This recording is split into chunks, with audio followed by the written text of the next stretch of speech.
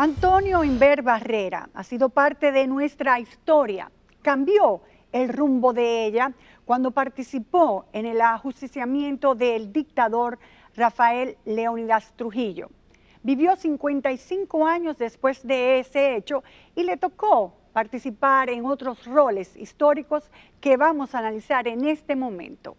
De forma exclusiva tenemos la entrevista de su esposa, Giralda Busto, y vamos a conocer ese Antonio Inver Barreras que solo sus familiares conocían, a través del corazón y de los ojos de su esposa.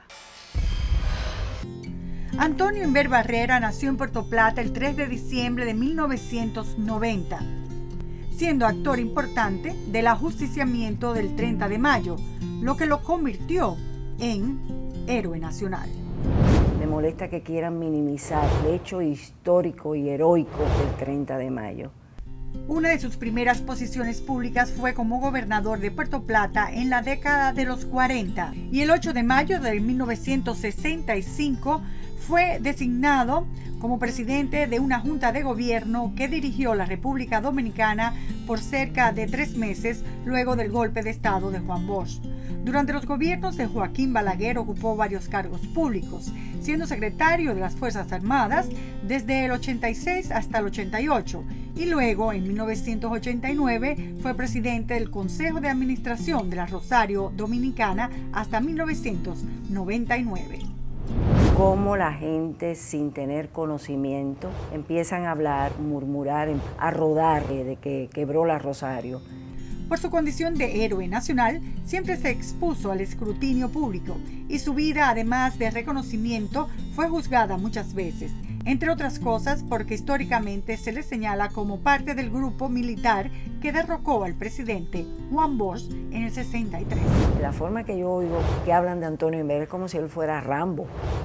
El general Inver murió el 31 de mayo del 2016 y todas estas acusaciones intranquilizan a su familia, sobre todo a su viuda, quien entiende que el héroe nacional no está siendo valorado en toda su dimensión.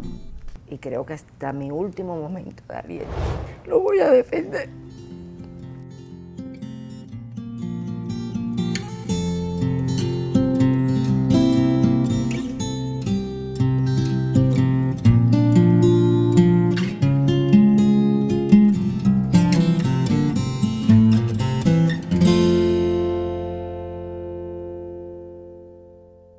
¿Sus días con don Antonio cómo fueron?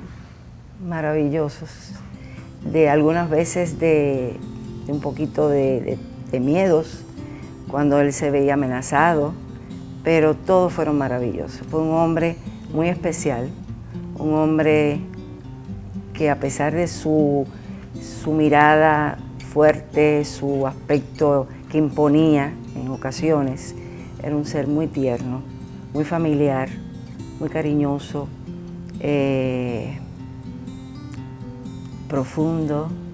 Yo te puedo decir que mis 46 años al lado de él, no te puedo decir que sin ningún sí o no, ni cómo es que se dice la expresión esa que usan los matrimonios. No, que todo era perfecto. Que todo era perfecto, no. Tenía un carácter fuerte, pero en definitiva fue una persona que yo sentí que me dio apoyo, que fue solidario. Tengo de él los mejores recuerdos. Fue un gran hijo. No sé si por su asma, que nació asmático, tuvo una relación muy fuerte con su mamá, pero fue un gran hijo. La mantuvo, le dio amor, le dio soporte. Un gran padre también. Ha estado para sus hijos, ha estado para sus nietos. Y esa es una de las razones por la cual yo quiero aclarar tantas cosas, porque Antonio Inver dejó una familia. Me dejó a mí, que soy su viuda, dejó sus hijos, dejó nietos, que son hoy profesionales. Y yo siento que hay muchas cosas que tenemos que aclarar, porque no es justo de que se digan cosas que no son ciertas. Pues vamos a comenzar con la aclaración. ¿Qué es lo que más le molesta de las cosas que dicen del general don Antonio? Me molesta que quieran minimizar hasta el hecho histórico y heroico del 30 de mayo.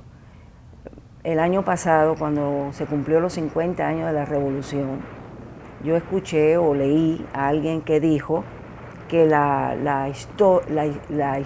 época, la fecha más importante de la historia era la Revolución de Abril. Pero no hubiera habido revolución si no hay un 30 de mayo.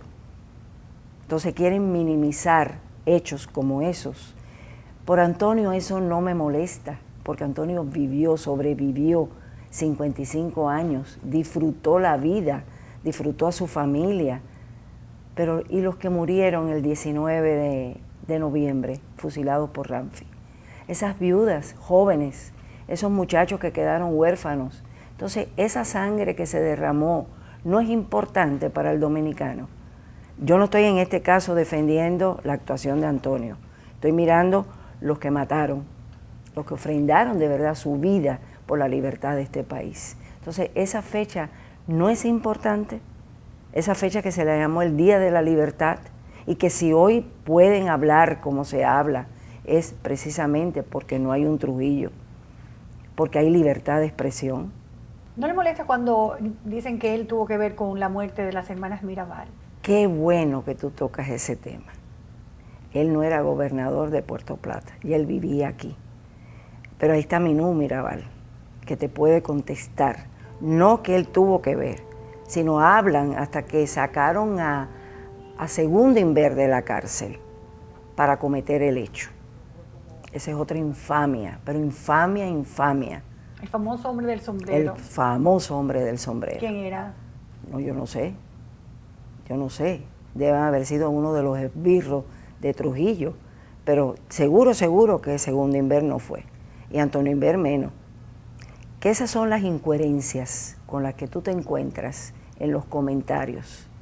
Que cuando era gobernador de Puerto Plata, Antonio no era gobernador de Puerto Plata. ¿Nunca lo fue? Sí, sí, pero no en ese momento.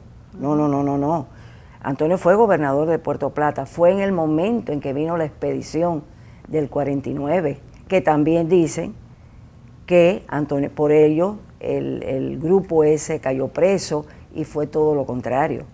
Es más, para esa fecha, Antonio Inver fue traído preso de Puerto Plata a la capital y estuvo 3 días en una solitaria desnudo por el hecho de un telegrama que él escribió hablando de los que quedaban vivos, de los que vinieron en la expedición, que uno de ellos era Horacio Julio Ornes, Huascú, íntimo amigo de Antonio Inver. Si Antonio Inver hubiera sido responsable de ese hecho de que se habla, ellos no hubieran llegado a ser tan amigos como fueron. Ahí está Ilianita, la hija de Horacio Julio, Pucha, su esposa, íntima amiga de Antonio, hija de Juancito Rodríguez, un antitrujillista, amigos nuestros, bueno, amigos de Antonio de mucho antes, pero yo logré conocerlos y compartí muchísimo con ellos en Sosúa y vi el amor, el cariño que se tenían. Entonces, ¿por qué cayó preso él precisamente? ¿Por ese telegrama? Por el telegrama que se supone que al Antonio como gobernador mandar ese telegrama diciendo que estaban vivos estas personas con sus nombres y apellidos, impidió que Trujillo pudiera eliminarlos. Que cuando sale el periódico anunciando la muerte de las hermanas Mirabal, Antonio dice, pero es que ya no hay hombres en este país, que ya están matando a nuestras mujeres. Y eso es lo que prácticamente detona ya el que ellos tomen la decisión, que aunque se estaban reuniendo, pero ya como que había que hacerlo. Entre lo que le había pasado a Amadito con la novia, que le impidieron casarse con ella, y entre lo que pasó con las Mirabal, ya eso fue como el tope de seguir aguantando asesinatos y desapariciones como se acostumbraba. Yo hice el libro sobre las hermanas Mirabal, entrevisté a Dedé, a Tonó, al doctor Concepción, que fue el que recogió a las Mirabal. Entrevisté al propio, antes de morir, a Ambiorix Díaz Estrella, para hacer el monólogo Yo soy Minerva, y no escuché nada que acusara en torno a eso a Antonio Inver. todas las versiones que se dicen en ese sentido parecen que no están sustentadas con ninguna documentación. Yo personalmente no creo que eso fuera así. Eso es uno de los argumentos que se han usado aquí después de la muerte de Trujillo para despojar de responsabilidad a Trujillo y a su régimen de ese bárbaro asesinato que fue lo que rompió el último lazo que unía a Trujillo con la sociedad dominicana. Incluso que provocó que muchos de sus grandes colaboradores de años realmente comenzaran a sentir la necesidad de alejarse del régimen. ¿En qué parte Trujillo afectó a don Antonio para que él tomara la actitud de querer participar en ese hecho? Aunque se comenta que es porque su hermano estaba preso, yo creo que los hombres llegan a un momento en que toman sus decisiones, no importa qué pueda o no afectarle, porque quieren siempre buscar, y esa es otra de las cosas que me molesta, y no solamente por Antonio Inver, quieren minimizar la valentía de estos hombres, porque cada uno tenía una razón por la cual pelear contra Trujillo. Intereses personales. Personales, exacto. Que si Antonio de la Maza porque le cogieron a fulano, o al primo o al sobrino, yo no sé, un familiar. Antonio Inver porque tenía a su hermano preso. Al otro porque le desconsideraron una hermana. Entonces quiere decir que el dominicano siente que los hombres dominicanos no tienen valor propio y sienten en un momento dado de que aunque le afecte o no le afecte en su vida personal, puedan querer poner fin a una situación como la que se estaba viviendo el país. O sea, tiene que haber un interés propio. O sea, usted cuando lo comenta es porque usted haría eso por intereses propios o simplemente porque usted dice, ya no se puede aguantar más, ya no se puede aguantar una situación como la que se está viviendo. ¿Tenemos que tener algo por lo cual hacemos las cosas? Creo que no. Creo que el ser humano llega un momento en que aunque usted perteneció a un gobierno, porque esa es otra cosa, que era trujillista, o usted trabajaba para Trujillo o usted se moría, porque es que Trujillo lo manejaba todo. Usted tenía que trabajar en empresas que eran de Trujillo o servirle a Trujillo, porque era el dueño de este país. O sea, no había otra alternativa. Pero aquí se conspiró mucho, y no por intereses personales. Cuando don Antonio participa en ese evento, que usted acaba de decir que no tuvo una motivación realmente personal, sino porque ya entendía que el país necesitaba ese cambio. O sea, que lo hizo no por una afectación de algún interés personal, sino por lo que pasaba el país. Se supone que él luchó por la libertad. Pero ¿tuvo él libertad después de ese hecho? ¿O estaba encarcelado por ese hecho? Bueno, pero por lo menos tuvo la satisfacción, que si él no fue libre completamente, porque definitivamente no lo fue, pero su país sí lo fue. O sea, ya había libertad de expresión. Lo que él quería para su país lo logró. Él y ese grupo lo lograron. Unos murieron, él sobrevivió. Él estuvo confinado en una época, que ahí fue cuando yo me casé.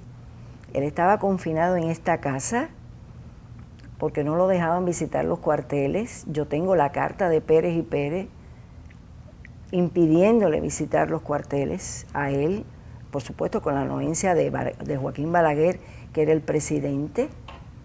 No lo dejaban.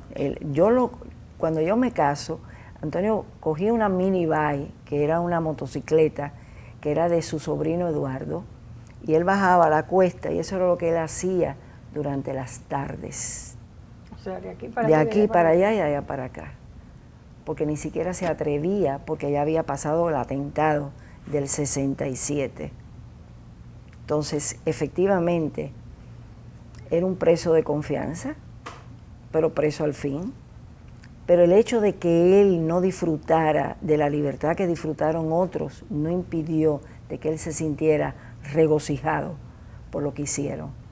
Y estamos hablando de Antonio Inver, pero yo me atrevo a decirte que Salvador Estrella Sadalá pudiera haber una motivación de que si su hermana, monja, o sea, esos no eran los reales motivos que estos hombres de valía, estos hombres que no querían ya seguir viviendo en un país como el que se estaba viviendo.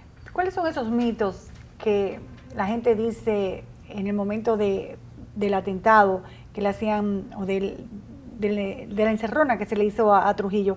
Eso de que le cortaron la cabeza. ¿Cuáles son las cosas verdaderas? Que él fue el que le dio el tiro de gracia. ¿Qué es cierto y qué no es cierto de lo que usted ha oído? Bueno, precisamente, todas las barbaridades que se dice. Ahí tienes la entrevista del doctor Abel González, que fue quien lo embalsamó. Y Abel González te dice en su entrevista a Grimaldi que los tiros de gracia normalmente cuando se dan en la frente. Y él no tuvo tiro en la frente. Eso fue que Antonio sí le da el último tiro, pero como él lo dice, ya él venía moribundo, ya él venía cayéndose, pero no fue en la frente, fue un tiro que le disparó porque lo venía de frente. Que Antonio de la Maza, que es el que de verdad, cuando le dispara con la escopeta recortada, es el que lo hiere de muerte, ya él viene caminando porque ahí ellos dos se salen del vehículo y le dicen a Salvador y a Amadito que los cubriera, y uno va por delante y el otro va por detrás. Antonio de la Maza, cuando Trujillo sale detrás del carro, que ya viene moribundo así caminando y quejándose. ¿Y disparando? No, nunca disparó. Ah, porque eso era un mito que había salido disparando. No, sí, una historia de cowboy. No, entonces el que disparó no. Fue el chofer. Ese sí se fajó de verdad. Dice Antonio que ese utilizó todas las armas que había en el vehículo, menos un revólver que había enrollado en el asiento de atrás, que se supone que ese sea el 38 de Trujillo, que nunca lo usó. Porque es más, cuando el carro le pasa, el escopetazo ese es el que le lleva el puente a Trujillo, que le saca el puente de la boca, que cae en el carro. Y cuando ya están en esa, ya al final, Antonio de la Maza le dice, tocayo, ahí va. Y ahí es donde Antonio, él le sale de frente a Antonio, las luces prendidas, y él le dispara, pero ningún tiro de gracia. Y ahí no había tiempo, como dice Antonio, para nada. Ahí había que coger, porque se había dilatado un poco el intercambio de disparos. O sea, ya se había dilatado de lo previsto. Y ahí fue donde lo metieron en el baúl del carro. ¿Qué decía él de quién fue el culpable de que el hecho fallara y que todos, la mayoría murieran? ¿Quién, dice él establece quién fue el traidor? ¿O lo establecía en los comentarios? Lo que yo he escuchado de ese relato, que sí hubo en la avenida, en una ocasión vino Antonio de la Maza y le dijo, porque era el contacto, Antonio de la Maza era el contacto con el grupo político. O sea, estamos hablando de Luis Amiama, de Juan Tomás Díaz, de Modesto Díaz, o sea, ese grupo político que era el que se suponía tenía contacto con Pupo Román, que era el secretario de las Fuerzas Armadas, un hombre que Trujillo lo abochornaba cada rato y que se suponía que podía querer colaborar con darle, o sea, que si se lograba el ajusticiamiento, pues podía colaborar con entrar a Palacio y tomar el gobierno. Y más todavía que ni Ramfi estaba en el país. En uno de las reuniones que tuvieron, se dio el caso que Antonio de la Maza dice, no, porque ellos dicen que nosotros cuando matemos a Trujillo, lo tiremos al agua. Y ahí Antonio Inver dijo una palabra fea, y dijo, pues se equivocaron, se lo vamos a llevar. Y así fue como lo hicieron, se lo llevaron. Y porque, qué bueno, lo tiran al agua y entonces, ¿y si no es verdad? O sea, tú vas a accionar o vas a entrar a Palacio a dar un golpe de Estado o a tratar de posesionarte de un gobierno sin tener la certeza de que el elemento de verdad está muerto. No, tú tienes que verlo. Entonces, él se negó de que lo tiraran, de que tirarlo al agua. No, no, no, vamos a llevárselo. Cuando él recordaba esa traición, ¿cómo se sentía él? Bueno, esa noche, precisamente, cuando ellos quedaron en volverse a reunir, como a las 11 de la noche, que los compañeros lo iban a ir a buscar, a los dos, después que fueran curados por Manuel Durán, iban a entrar a Palacio, eran lo que tenían previsto. Entrar para tomar el palacio. Para tomar ya ¿Quién posesión. iban a entrar? Todos. Bueno, se supone que el Pupo Román, Juan Tomás, Modesto, y ellos que fueron el grupo de acción, que iban a entrar a Palacio. Pero cuando ya vieron que eran como las 10:30, él le dice a Manuel, Manuel, ¿tú te atreves a pasar por donde Juan Tomás, que era donde habían dejado el carro, en el garage? Y Manuel dijo, sí, yo voy. Y pasó. Cuando regresó dijo, eso está lleno de guardias y de policía. Ahí también vino otra palabra, esto se jodió. Entonces ahí llamaron a Toño Sánchez, un mecánico, se llevaron a Amadito a una finquita que tenía Toño Sánchez, y a Antonio lo llevan donde Gladys de los Santos, que es hermana de la mujer de Manuel Durán. Gladys de los Santos y Clara era la esposa de Manuel Durán. Lo llevan allá, pero en ese interín, que Antonio está creo que 2 días o un día, cogen a Manuel preso, porque saben que fue quien curó a Amadito y a Antonio. ¿Quién lo dijo? No se sabe. Pero fueron a buscarlo y lo cogieron preso. Cuando Antonio se entera que a Manuel lo cogieron preso, le dice a Gladys, yo me voy de aquí. Entonces era de Gladys de los Santos, pero que se lo prestó esa mañana, que él salió con él y unos lentes y se bajó ahí en Gascue a la casa de Julián Suero, pero ella no sabía que iba para casa de Julián. Aquí están los zapatos, míralo cómo están ya roídos y mírale la suela. Párate aquí. Y él se baja y le dice, pero ¿para dónde tú vas? Y Antonio le dice, pero si yo te digo a dónde voy y te cogen presa, tú vas a decir. Yo no te puedo decir a dónde yo voy. Y Antonio caminando llegó a la casa de Julián Sueros, que aparentemente él sacaba del país sacos de arroz hacia Haití. O sea que él tuvo la suerte, Dios lo protegió, que ni la sirvienta de Julio Senior, que ni la sirvienta de Julián Suero lo denunciaron, porque él se sentó a la mesa a comer con ellos. Y le propuso a Julián de que lo sacara para Haití en un saco de arroz. O sea, que lo metiera en un furgón. Y Julián le dijo, es que aquí lo están revisando todo. Aquí no sale nada sin ser revisado por la guardia. Eres hombre muerto. ¿Se sentía él en algunos momentos diciendo, bueno, yo me salvé, pero los otros murieron? ¿Cómo manejaba eso emocionalmente y espiritualmente, don Antonio? Sobre todo de gran pesar ante la viuda y ante los hijos. O sea, pero Antonio era muy destinista. Antonio decía que el destino, y es verdad, el destino, venimos con él, no sabemos lo que va a pasar con nuestras vidas, pero sí, y a él le hubiera hecho mucha falta, sobre todo su grupo de Salvador y de Amadito. ¿En algún momento se arrepintió de haber participado en el magnicidio? Nunca, nunca. Y siempre decía que si había que repetirlo, lo hacía de nuevo. Y le decía siempre el mensaje a los periodistas cuando lo abordaban, ya yo hice mi parte, ahora son ustedes, la juventud dominicana, la que tiene que preservar la libertad de este país. ¿Vivía con miedo, don Antonio? Para nada, para nada. Pero sí se cuidaba. Claro, claro, eso sí. Hábleme un poco de ese atentado. ¿Cómo fue el atentado? No estaba yo casada con él, pero el atentado se produce, ellos estaban planificando irse de Semana Santa y él sale con su ayudante, ahí te demuestra qué miedo él no tenía, porque se fue solo, se fue sin escolta y se fue en el carro con su ayudante Marino García.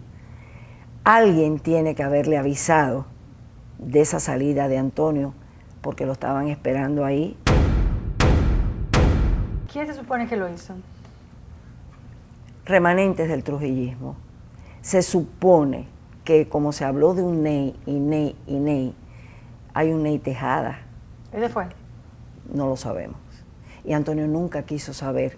O sea que no hubo una investigación, nadie Sí, fue... claro, pero nunca dio frutos. O sea, nadie fue procesado, nadie. Nombraron a Luis Amía Matió como procurador para que investigara, tener la libertad, para que él lo nombró, para que tuviera la libertad para poder investigar, pero en definitiva no se supo nada.